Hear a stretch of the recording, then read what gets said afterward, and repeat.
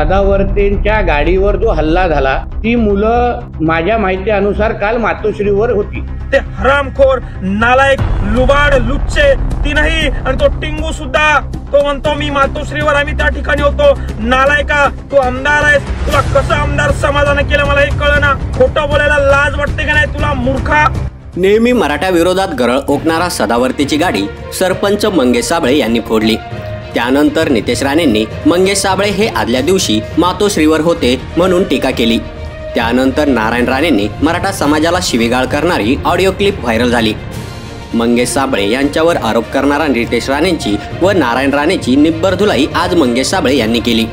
मंगेश साबळे नेमकं राणे परिवाराबद्दल काय बोलले ते पाहूया। नारायण राणे ते कोण आहे ते बोलले की मराठा समाजाविषयी शिवीगाळ त्यांनी केली। त्यांना सांगतो कालच्या बाईट मध्ये त्यांच्या विरुद्ध मी सन्मानाने बोललो होतो की सन्मान्य नितेश राणे नारायण राणे यांचं चांगलं कर्तृत्व आहे, कारण त्यांनी मागे समाजासाठी चांगलं काम केलं होतं। पण आता जर का ते समाजाला शिवीगाळ करत असतील ते हरामखोर नालायक लुबाड लुच्चे तीनही आणि तो टिंगू सुद्धा तो म्हणतो मी मातोश्रीवर आम्ही त्या ठिकाणी होतो। नालायका तू आमदार आहेस, तुला कसं आमदार समाजाने केलं मला हे कळना। लहान पोरासारखं टाळूला लावली जीव आणि बोलायला लागलाय रात्री मातोश्रीवर होते। खोटं बोलायला लाज वाटते का नाही तुला मूर्खा। आणि तू समाजाविषयी तुझा बाप तुझा भाऊ आणि तू वक्तव्य करणं आधी बंद कर, नाहीतर त्या सदावर्ते सारखा तुला सुद्धा चाप मराठा समाज दिल्याशिवाय राहणार नाही। रस्त्यावर तुला फिरकू देणार नाही, लक्षात ठेव। तुम्ही समाजापेक्षा मोठे नाही, जास्त माजू नका। 1,07 कोटीचा समाज आहे, 1 कोटी समाज रस्त्यावर त्या ठिकाणी आला होता। त्यांची अवहेलना करायची हिंमत तुमची कशी होते? तुमच्याकडनं काम होऊ शकणार नसाल, तुम्ही देऊ शकणार नसाल तर थोबाड तुमचं बंद ठेवा, तुम्हाला कोणी विचारायला आलेलं नाही।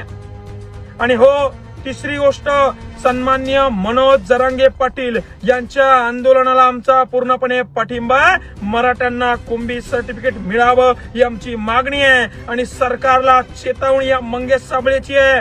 जर का मनोज जरांगे पाटील यांच्या जीवाचं काही बरं वाईट झालं तर याद राखा तुम्ही 30 दिवसाचा वेळ मागवला होता, तुम्हाला 40 दिवस वेळ दिलाय आणि सकाळी लाईव्ह येऊन पत्रकार परिषद तुम्ही सांगता अजून वेळ लागतो। झोपा काढत होते का तुम्ही? तुम्हाला किती वेळ पाहिजे? तुम्ही 24 तारीख त्या कमिटीला शिंदे कमिटीला दिली आहे, म्हणजे 24 डिसेंबर पर्यंत वाट बघायचं। पुन्हा अजून महिनाभर मराठ्यांना झुलवत ठेवायचं। मग लोकसभेची आचारसंहिता लागणार, लोकसभेची निवडणुका लागणार, लोकसभा होऊन जाणार। ह्या झोप्या भोळ्या असेच तुम्ही राहू नका, कुठली निवडणूक होणार नाही जोपर्यंत मराठ्यांना टिकणार कुंभी सर्टिफिकेट मिळत नाही। टिकणार म्हणजेच मी काय वाईट बोललो? कोणतं आरक्षण टिकू शकतं तुम्हाला माहितीये का? 50% आत ओबीसी प्रवर्गात कुंभी प्रमाणपत्र हेच आरक्षण टिकू शकतं मित्र हो। आणि तुम्ही म्हणले टिकणार कसं काय म्हणतोय? अरे भावांनो, सन्मान्य मनोज जरांगे पाटील यांच्या शांततेत चालू असलेल्या आंदोलनाला कुठलंही गालबोट लागता कामा नये। सन्मान्य जरांगे पाटील हे शांततेच्या मार्गानं गांधी मार्गानं संवैधानिक पद्धतीने आंदोलन उपोषण करत आहे। मी सरकारवर दबाव आणण्यासाठी किंवा माझे बांधव त्या आमदार खासदारांच्या गाड्या फोडतात हेही योग्य आहे। असं केल्याशिवाय ते वटणीवर येणार नाहीत। हजारो आपले बांधव यांनी मारलेत। सन्मान्य मनोज जरांगे पाटील यांना आपल्यातून जाऊ देणं आपल्यासाठी खूप महागाचं आहे। हजारो लाखो वर्षापूर्वी असे नेतृत्व उभं राहतात। छत्रपती शिवाजी महाराजांनंतर मनोज जरांगे पाटील यांचा फोटो घराघरामध्ये लागणार आहे। आरक्षण भेटल्यानंतर त्यांचा लढा मोडीत काढण्याची ताकद कोणामध्ये दानत कोणामध्ये नाहीये। मी तर चिल्लर माणूस या ठिकाणी मी माफी मागतो। सन्मान्य मनोज जरांगे पाटील ते आमचे देव आहेत। मी दिलगिरी व्यक्त करतो की मला त्यावेळी त्यांच्याविषयी बोलावं लागलं, पण मी एवढा नादान नाहीये। मी जर का राजधानीत जाऊन काचा फोडत असेल तर एवढा चिल्लर नाही की स्वार्थीपणासाठी माझ्या देवाला नाव ठेवेल। पण नाविलाजानं मजबुरीनं पोलीस प्रशासन सीबीआय एसबीआय हे आंदोलन कसं मोडीत काढायचं याच्यावर लक्ष ठेवून होते, म्हणून मी त्यांना विरोधात बोलावं लागलं नव्हे तर मी बोललो।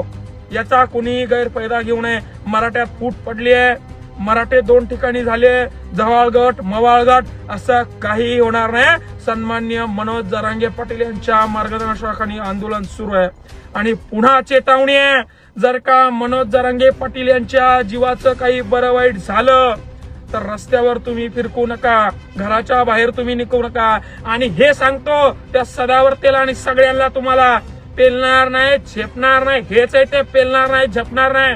बोलू नका समाजाच्या विरोधात. समाजाच्या भावना दुखावल्या. 4-4 आत्महत्या रोज करतायत समाजाचे तरुण. टाकीवरून कुदून आत्महत्या करतायत. नालायक हो, तुम्हाला कळना कसं झालंय. एक एक जीव या ठिकाणी मौल्यवान आहे. मनुष्य वधाचे गुन्हे या ठिकाणी तुमच्यावर दाखल करायला पाहिजे. आणि फडणवीसांनी काल जे स्टेटमेंट केलं इंटरव्ह्यू मध्ये, त्यांना माझी विनंती आहे, त्या सदावर्तेचं तुम्ही मानत नाही ना, त्या सदावर्तीला तुम्ही ओळखत नाही ना, तर तातडीनं त्याचा बंदोबस्त काढून घ्या. काही गरज नाही 20-20, 50-50 पोलीस अधिकारी त्याच्या घरासमोर उभे करून ठेवायची. तो टॉर्चर करतो, त्रास देतो त्यांना.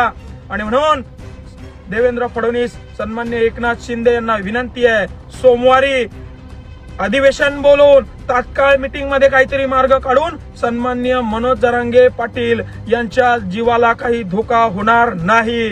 मराठ्यांना कुंभी म्हणून आरक्षण मिळेल.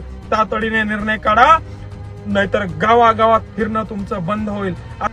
तर मित्रांनो, जर तुम्हाला आमचा व्हिडिओ आवडला असेल तर आमचं चॅनल सबस्क्राईब करा, लाईक करा, शेअर करा आणि बाजूला असलेला बेल आयकॉनवरती प्रेस करा, जेणेकरून तुम्हाला आमच्या चॅनेल्सच्या सगळ्या अपडेट्स प्राप्त होतील.